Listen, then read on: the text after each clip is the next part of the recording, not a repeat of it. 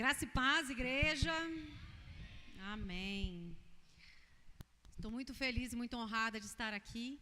Gente, eu vim aqui, na hora que você me chamou, eu falei assim, eu lembrei do desenho de Moisés, o Senhor fala assim, não, você não pode ver nada. Tira as suas sandálias, Moisés, que esse lugar é lugar santo. Não vê nada.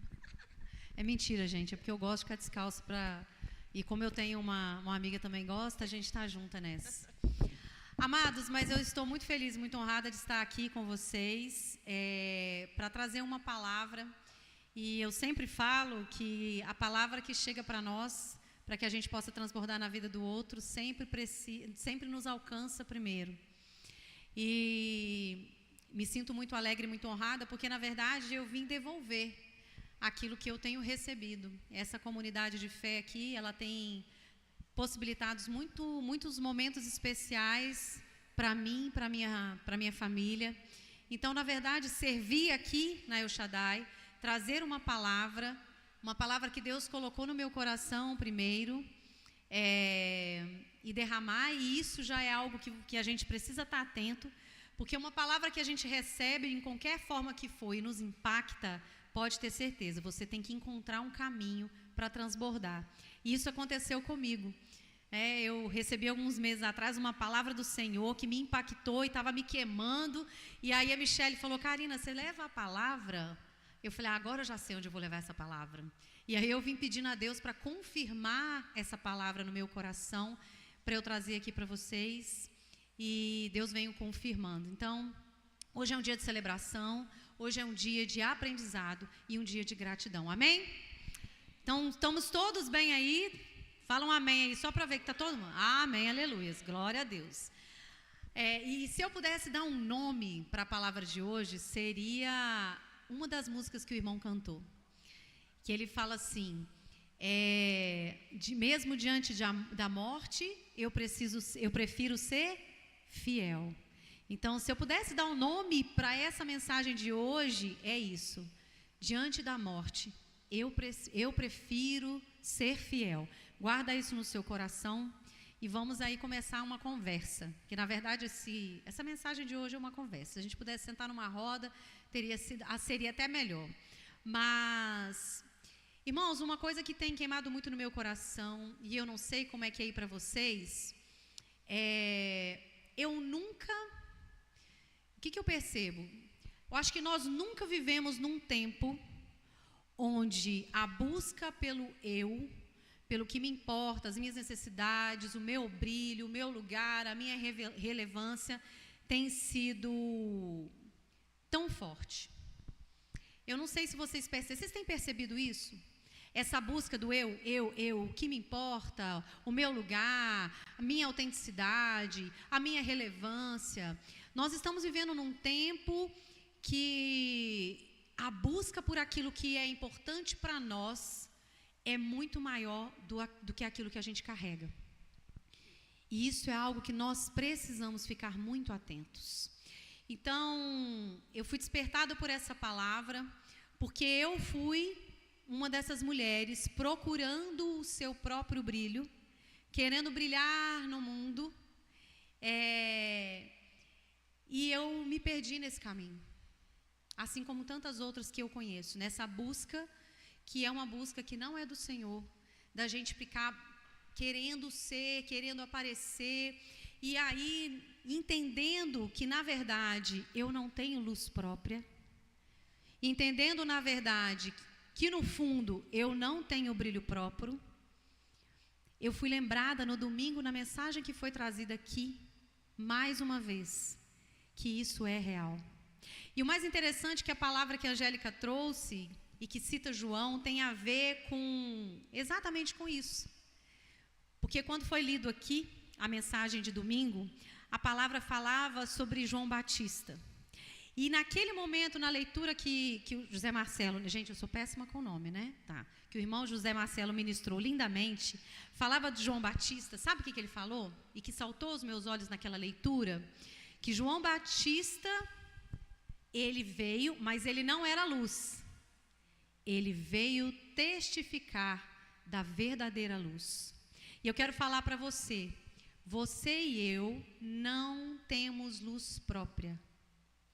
Você e eu não temos um brilho próprio, mas a gente tem a responsabilidade de ser espelho e reflexo da luz verdadeira deste mundo que é Cristo. Amém? E para a gente então começar, pegue a Bíblia de vocês, abre aí Mateus 5. Mateus 5, 14 e a 16. Vai achando e vai dando um amém aí para eu saber o que vocês acharam. Ô, gente, não olha para essas luzes piscando, tá? Não se incomodem, que eu vejo que tem muita gente assim, ó. Olha para a palavra agora, em nome de Jesus. Pega a sua Bíblia, Mateus 5, versículos de 14 a 18, a 16. Amém? Vamos ler? Nós vamos desvendar esse texto aqui hoje juntos. E a palavra diz o seguinte: vocês são a luz do mundo. Não se pode esconder uma cidade construída sobre um monte. Estão seguindo aí, irmãos? E também ninguém acende uma candeia e coloca debaixo de uma vasilha. Ao contrário, coloca no lugar apropriado e assim ilumina todos os que estão na casa. Assim brilha a luz de vocês diante dos homens, para que vejam as suas boas obras e glorifiquem ao Pai de vocês que está nos céus. Amém? Vamos orar mais uma vez? Pai, estamos aqui diante de Ti, na Tua casa, Pai, lendo a Tua palavra, que é a Tua verdade, que precisa nos atravessar para que, em nome de Jesus, nós possamos seguir nesse mundo conforme a Tua vontade. Senhor, me usa apenas como instrumento e ferramenta Sua. Ó Pai, que eu possa aqui falar e transbordar e chegue aos ouvidos das pessoas que precisam ouvir essa palavra da forma como elas precisam, para que ninguém saia daqui da mesma forma que entrou, Pai. Que a Sua palavra, a Sua verdade venha nos exortar, venha nos libertar, venha nos transformar e nos encorajar a seguir segundo o Teu propósito. Amém. Amém. Então vamos lá, amados. Quando a gente lê esse texto, o início dele fala: vocês são a luz do mundo. Na versão de vocês está assim também, não está? E aí, a gente, de alguma forma, cria uma convicção disfuncional de que, na verdade, nós somos a luz. A gente acredita que nós somos a luz. A gente acredita que a gente é tão maravilhosa, tão essencial, tão importante, tão magnânima, que nós realmente temos luz. E isso é uma verdade diabólica. Por que eu estou falando isso, gente? Porque eu e você não temos luz própria. A luz que nós precisamos brilhar nesse mundo, na verdade, é uma luz que nos atravessa, que é Cristo. Porque é através do conhecimento desse Cristo e dessa palavra que em nós vai ser acesa a tal luz que Ele vai colocar no lugar estratégico para brilhar e transformar vidas. Só que o tempo todo nesse mundo nós estamos sendo convencidos de que nós somos o suficiente, que nós temos o suficiente, que aquilo que a gente carrega na terra é muito mais importante do que aquilo que nos atravessa vindo do céu. E isso é uma estratégia para tirar você do centro da vontade do Senhor. Isso é uma estratégia para te iludir, para te colocar no centro e tirar Deus do centro. E eu estou falando isso, gente, porque eu fui uma dessas mulheres. Eu fui uma dessas mulheres que, de alguma forma, inclusive ensinou outras mulheres que aquilo que elas são suficientes. Mas não somos. Nós não somos suficientes e nunca seremos. Diz a mulher que há um mês atrás estava fazendo uma série de palestras e no final gritava assim: eu sou o suficiente. A Angélica estava lá. E eu não estou contradizendo isso. Porque, na verdade, você é suficiente, você já tem o suficiente, já carrega o suficiente para cumprir o seu propósito nessa terra, amém? Mas você não é autossuficiente. Você não veio aqui para caminhar sozinho somente com aquilo que você carrega, porque isso que você tem dentro de você precisa ser ativado. Para quê? Para que em algum lugar, para um grupo específico de pessoas, você pode iluminar os caminhos dela de uma forma que as levem para os céus. Esse é o nosso propósito. E há um tempo atrás, eu recebi uma palavra. Eu e o Instagram, porque o Instagram é muito de Deus quando você sabe usá-lo, né, Instagram? Mas eu recebi um vídeo de uma pastora uns 2 meses atrás, contando uma história. Nesses 357 vídeos que você recebe por dia, o algoritmo dessa vez acertou em cheio. E aí veio uma história que queimou o meu coração e me atravessou. Como é que a Angélica fala da Tramontina? Corte rápido. Então ela veio, porque a mensagem primeiro atravessa a gente, né? Depois chega em vocês. E essa história é uma história de um evangelista. Eu não sei quantos vocês conhecem. Alguém aqui já viu a história de John Harper? Alguém conhece? Gente, se ninguém conhecer, eu vou achar o máximo. Vou me achar agora. Vou até achar que eu brilho mesmo. John Harper, gente, era um pastor batista escocês. Um grande evangelista, que viveu há muito tempo atrás. E eu recebi um vídeo contando a história deles e eu falei, eu preciso compartilhar sobre essa história, porque ela tem a ver com isso, sobre essa nossa necessidade, essa nossa busca e de acreditar que o que a gente tem, que a gente é mais importante do que a gente carrega. E que tem a ver com a música que o irmão cantou, que fala que diante da morte eu prefiro ser fiel. Presta atenção nessa história com seus 3 ouvidos. Tá? Esses 2 aqui, ó, e o coração. Porque eu tenho certeza que assim como ela me impactou, vai impactar vocês. Então, John Harper, deixa eu contar para vocês. Ele era um evangelista, um pastor batista escocês, e ele pregava o evangelho de uma forma muito veemente, e dizem que ele transpirava amor. Então, eu vou contextualizar um pouco para vocês entenderem a história desse homem. Ele passou por muitos desafios, como todos nós, mas aos 14 anos ele se converteu ao evangelho. E aos 18 ele entendeu o seu chamado e já começou a pregar o evangelho. E em 1890 ele já era descrito como o maior pregador ao ar livre da Escócia. E ele tinha aí por volta, não sei, faz as contas aí, gente, nem sei, mas ele era novo. Mas ele era um grande pregador. E olha só, em 1904 ele casou com uma mulher que se chamava Anne alguma coisa, que eu não lembro. 2 anos depois ele teve uma filha.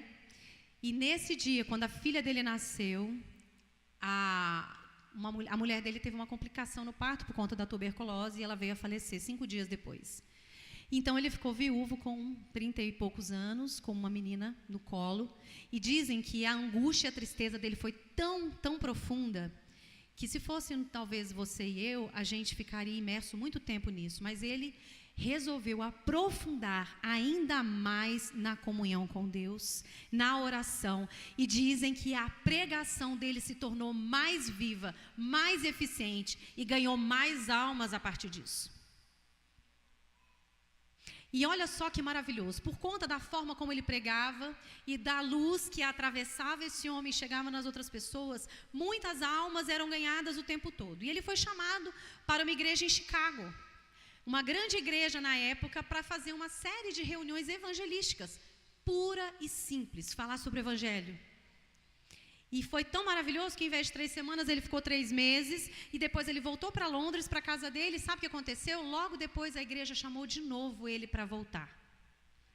E aí ele se preparou para voltar. Então, no dia 10 de abril de 1912, Harper pega a sua filha de 6 anos, a sua sobrinha, e entra naquele que foi o navio mais famoso de todos os tempos. Qual navio? Titanic. Vocês viram, né? Já sabe como é que é a história. Ele entra no Titanic no dia 10 de abril. E dizem que durante várias ocasiões, naqueles dias de viagem, que foram poucos, foram apenas 4, ele foi visto várias vezes, em vários lugares, em vários momentos, falando do evangelho naquele caminho. Gente, eu nem cheguei no ápice dessa história. Mas eu preciso que nesse momento você faça uma reflexão. O que você tem compartilhado nos caminhos que você tem percorrido? O que você tem compartilhado nos lugares onde você se assenta, nas mesas onde você se encontra, nos lugares onde Deus te colocou, te plantou. Quais são as histórias que saem da sua boca? Da perda da sua esposa, das dores que você tem, dos desafios que você passa, da falta que você tem. O que você tem falado para as pessoas nos caminhos que você tem trilhado? De um lugar para o outro. Presta atenção. O que você tem falado diz muito sobre aquilo que você carrega e o que você tem sido a sua prioridade no seu dia a dia. Pois bem, dia 14 de abril chegou, o dia amanheceu, ensolarado, tudo legal, e no final do dia, o Titanic então se choca com o iceberg. E aí vocês já sabem, quem assistiu o Titanic aqui? Levanta a mão. Ah, então você já sabe o que aconteceu, né, gente? Foi um caos. Foi um caos. O capitão grita, gente, coloquem os coletes salva-vidas de vocês, mulheres e crianças no bote salva-vidas. Só que qual era o problema? Não existia. Vocês viram o filme, vocês sabem, né? Não existia um número de botes salva-vidas o suficiente para o número de pessoas que estavam naquele barco, que era em torno de 2.400 pessoas. Então, mulheres e crianças na frente. John Harper desce na sua cabine, segunda classe, pega a sua filha no colo, envolve ela numa manta, pega a sua sobrinha, coloca a sua filha no colo de uma mulher dentro do barco, despede dela e fala: filha, em breve nós nos veremos. Coloca a sua sobrinha dentro do barco. Ele sai da beirada e sabe o que ele começa a fazer? Ele começa a gritar: você é salvo? Você aí conhece Jesus? Você é salvo? Você é salvo? Quem aí é salvo? Mulheres e crianças e não salvos no bote. Não sou eu. Essa é uma história verdadeira. E aí as pessoas começam a pular na água, naquela água fria, naquele caos e naquele desespero, procurando alguma coisa para agarrar, para sobreviver àquele momento. E ele cai na água e ele continua a gritar: você é salvo? Você conhece a Jesus? E dentre as pessoas com as quais ele conversava, um homem levantou a mão e falou: eu não sou. Eu não conheço Jesus. Ele nada, agora vem o ápice da história. Ele nada até aquela pessoa, ele tira o colete e entrega para ele. Sabe por quê? Porque ele tinha certeza de onde ele estava indo. Vocês ouviram? Aquele homem tinha certeza absoluta para onde ele estava indo. Você tem? Se você tem, faz um glória a Deus. E ele entrega e começa a compartilhar com aquele homem o plano de salvação. E de repente, ele some e desaparece no meio da água. E ele morre naquele dia.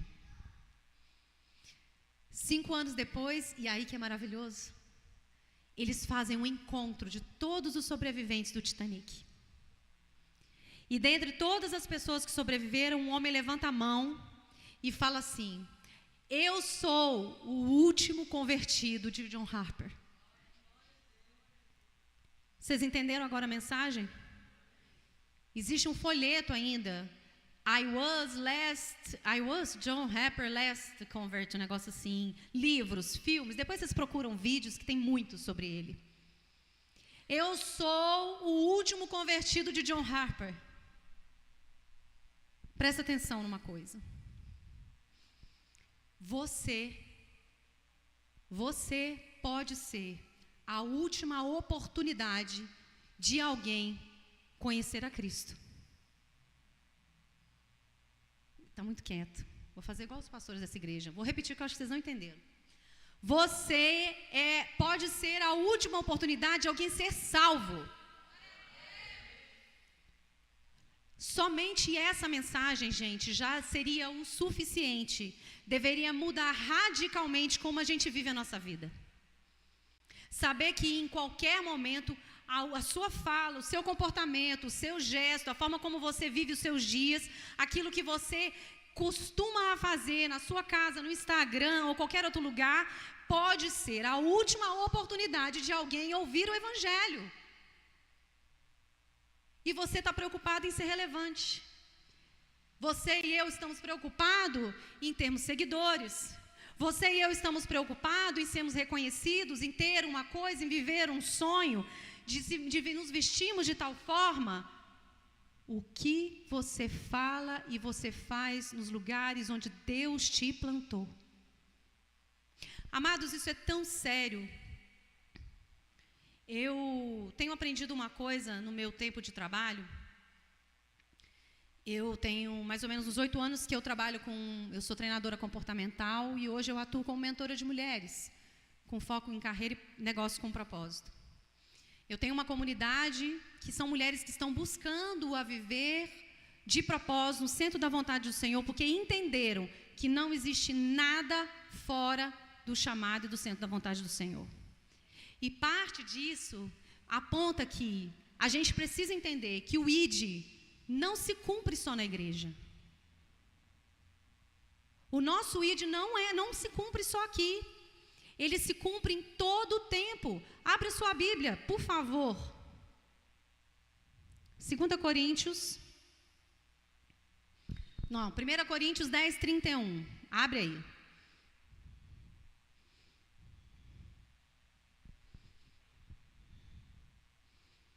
1 Coríntios 10, versículo 31, diz o seguinte.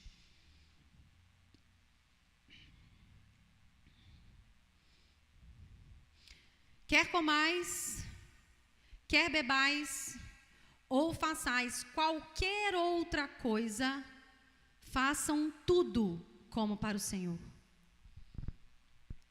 Tudo o que eu e você fazemos precisa ser uma resposta ao ID do Senhor. Não é só no ministério, não é só nesta igreja. É no que você faz quando você grava um vídeo, é no que você faz quando você está na sua casa com seus filhos, é o que você faz quando você está no seu trabalho, na roda de conversa com seus amigos. Tudo precisa apontar para esse lugar.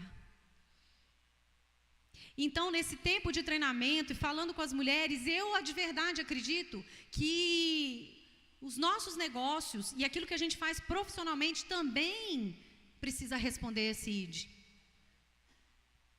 Por quê? Porque você não é dividido em caixinhas, nem eu. E você não sabe qual vai ser o lugar, qual vai ser a pessoa que precisa daquilo que você carrega no momento certo para ela. Então, hoje, gente, eu falei com a Sueli quando eu entrei, o Senhor, quando me chama para falar aqui, eu nunca falo uma palavra fofa. Porque primeiro me atravessou. Eu quero ser uma mulher que diante da morte escolhe ser fiel. Eu não sei vocês. Eu quero ser uma mulher que quando o Senhor olha ela do céu, ela olha e fala, aquela ali se coloca diante das pessoas que eu amo em favor delas. Aquela ali se levanta, levantando muros, está fechando as brechas. Eu quero ser essa mulher. Eu não quero ser a mulher ocupada com vaidade, com status, para viver uma vida de prazer, se isso corrompe o reino, se isso me afasta do centro da vontade de Deus, e se isso impede de levar as pessoas que Ele está confiando a mim aos céus. E eu tomei essa decisão há pouco tempo. E eu tenho mais de 40 anos de igreja. Mais mesmo, tá? Então, hoje a palavra para você e para mim, ela é uma palavra curta, assertiva, não vou me delongar. Mas, se você for sair daqui com algum aprendizado, eu quero que você saia com isso. Eu e você, todos nós fomos chamados para um propósito. Você tem, pode ter certeza. Você não achou ainda, mas você tem. Mas esse propósito, qualquer que seja, ele precisa cumprir 3 coisas principais. E aí, se você é de anotar, porque eu sou dessa de anotar, tá, gente? Anota, escreve, guarda no seu coração. Qualquer propósito para do que você identificou, precisa cumprir 3 coisas. A primeira delas é conhecer a Deus. Esse é o primeiro propósito que você precisa.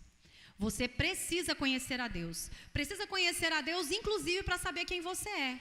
Porque senão você vai ficar à mercê do que te falaram, da vida que você viveu, dos desafios que você passou, dos traumas, inclusive. Conhecer a Deus te liberta e te cura. Amém? Então, para que você tenha a sua luz acesa, porque você não brilha sozinha, lembra?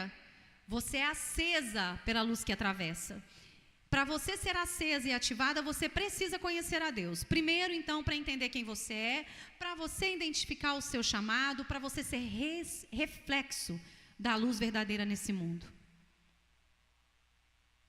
A segunda coisa que você precisa cumprir para cumprir o seu propósito real aqui é permanecer conhecendo a Deus. Não adianta você conhecer a Deus de uma vez só. Não adianta, sabe por quê? Em um mundo que jaz no maligno e que te distrai o tempo todo para que você não se preocupe com esse Deus, mas você faça tudo apontando para você e viva uma vida ensimesmada. Você já ouviu essa palavra? Viver uma vida ensimesmada é viver uma vida em si mesmo. Esse é o tempo para essa geração. Não é geração das minhas filhas, não, adolescentes. É para nós adultos de 30, 40, 50, 60 anos. Nós estamos vivendo uma vida ensimesmada. Porque tudo nesse mundo, de novo, que jaz no maligno, quer te distrair dessa permanência no Senhor. A gente está achando que mais importante do que estar na presença dEle é ter e ser. Só que na palavra fala, vós sois o ramo e eu sou a videira verdadeira. Se vocês estiverem enxertados em mim, ou seja, se vocês permanecerem em mim, vocês darão frutos. Mas se isso não acontecer, se isso não acontecer, você vai ser queimado e lançado ao fogo. Permanecer conhecendo a Deus é permanecer na presença dEle. É você separar tempo no secreto, é você deixar que a palavra te confronte e você começar a abrir mão daquilo que você acha que é importante, porque as pessoas estão falando, porque esse mundo está pregando e Deus fala, não é. Não é. Primeira coisa, conhecer a Deus. Segunda coisa, permanecer conhecendo ao Senhor. Terceira coisa, torná-lo conhecido. Amém? Vocês entenderam? Tudo que você faz, tudo que você é, precisa ter como um foco principal, torná-lo conhecido de alguma forma. Não é sobre você brilhar, é sobre você deixar que a luz atravesse você. E pode ser que isso seja feito através dos seus dons e talentos, pode ser que seja feito através da sua maternidade, da sua forma de cuidar da casa, no seu negócio, na sua carreira, na excelência que você entrega no seu trabalho. Deus vai cobrar das suas mãos as pessoas que Ele tem confiado a você.